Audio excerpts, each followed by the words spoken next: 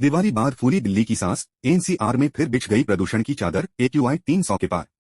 पिछले वर्षों की तुलना में इस बार राजधानी में जनवरी से लेकर सितंबर महीने तक प्रदूषण का स्तर कम रहा था, लेकिन पहले तो वर्षा नहीं होने के चलते अक्टूबर में प्रदूषण सामान्य से ज्यादा रहा। फिर हवा की रफ्तार कम हो जाने और उत्तरी पश्चिमी दिशा से आने वाली हवा की वजह से दिल्ली का एक्यूआई दमघोंटू हो गया।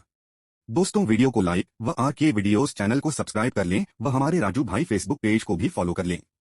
3 दिन की राहत के बाद दिवाली की रात में दिल्ली एनसीआर में वायु प्रदूषण फिर से बढ़ गया है। हालांकि गुरुवार को दिल्ली एनसीआर में हुई वर्षा के बाद वायु प्रदूषण के स्तर में थोड़ा सुधार हुआ था, लेकिन दिवाली के बाद हवा की गुणवत्ता खराब श्रेणी में आ गई। वहीं एनसीआर के प्रमुख शहरों में हवा की गुणवत्ता मध्यम श्रेणी में रही। केंद्रीय प्रदूषण नियंत्रण बोर्ड (सीपीसीबी) के अनुसार दिल्ली एनसीआर में सोमवार को सुबह वायु गुणवत्ता का स्तर 300 पर आ गया है। आनंद विहार में एक्यूआई 296, आरकेपुरम में 290, पंजाबी बाग में 280 और आईटीओ में 263 रहा। मौसम विभाग के अनुसार आगामी कुछ दिनों में दिल्ली एनसीआर के मौसम में फिर से बदलाव होने की पूरी संभावना है।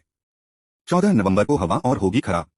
केंद्रीय प्रदूषण नियंत्रण बोर्ड (सीपीसीबी) के अनुसार उत्तर पश्चिम की तरफ से हवा चलने के कारण प्रदूषण का स्तर बढ़ सकता है। आज दिल्ली में हवा की गुणवत्ता और अधिक बेहद खराब श्रेणी में पहुंच सकती है। आज रात तक वायु गुणवत्ता सूचकांक 400 अंक से अधिक जा सकता है। 14 नवंबर को हवा की गुणवत्ता गंभीर श्रेणी में रहने की संभावना है। दिल्ली की हवा खतरनाक। सीपीसीबी की ओर से जारी रिपोर्ट के अनुसार शनिवार को दिल्ली का वायु गुणवत्ता सूचकांक 220 रहा, जो खराब श्रेणी में है। एक दिन पहले शुक्रवार को सूचकांक 279 था, जिसके मुकाबले एक्यूआई में कमी दर्ज की गई। दिल्ली में इस माह अब तक 11 दिनों में 3 दिन हवा की गुणवत्ता बेहद खराब। 3 से 9 नवंबर के बीच 6 दिन एक्यूआई 400 से अधिक रहकर गंभीर व खतरनाक और 2 दिन खराब श्रेणी में रहा था। दिल्ली का एक्यूआई दमघोंटू।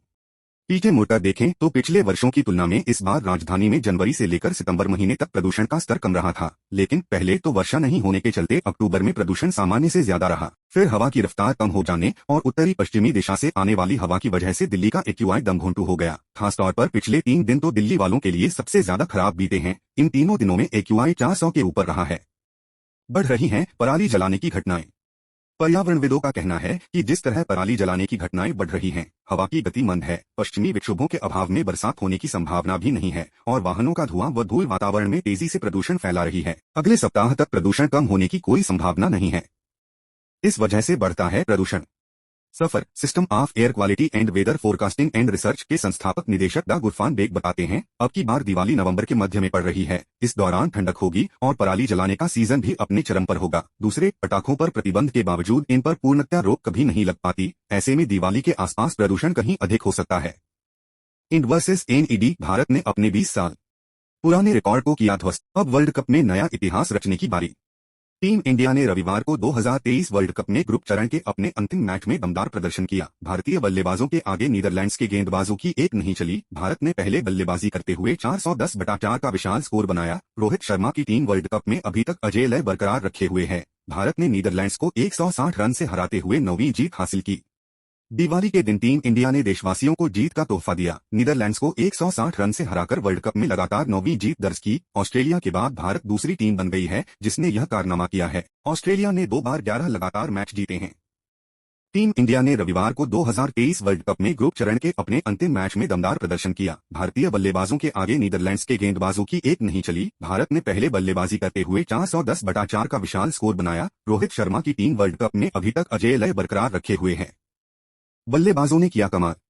नीदरलैंड्स के खिलाफ भारत के 3 शीर्ष बल्लेबाजों ने 50+ का स्कोर बनाया। वहीं श्रेयस अय्यर 128 और के राहुल 102 ने शतकीय पारी खेली। दोनों ने इस वर्ल्ड कप में अपना पहला शतक लगाया। गेंदबाजों ने दमदार प्रदर्शन किया। भारत की तरफ से 9 गेंदबाजों ने गेंदबाजी की। कोहली और रोहित को भी विकेट मिले। भारत ने 20 साल बाद मचाया धमाल। भारत ने 20 साल बाद अपना ही एक रिकॉर्ड तोड़ दिया। भारत ने 2003 के वर्ल्ड कप के बाद लगातार 9 मैच जीते। साल 2003 में भारत ने 8 लगातार मैच जीते थे। इस बार वर्ल्ड कप लगातार 9वीं जीत दर्ज की। ऑस्ट्रेलिया 2 बार वर्ल्ड कप लगातार 11 मैच जीत चुकी है। साल 2003 और 2007 में कंगारू टीम ने ऐसा किया है। टीम इंडिया रचना चाहेगी नया इतिहास।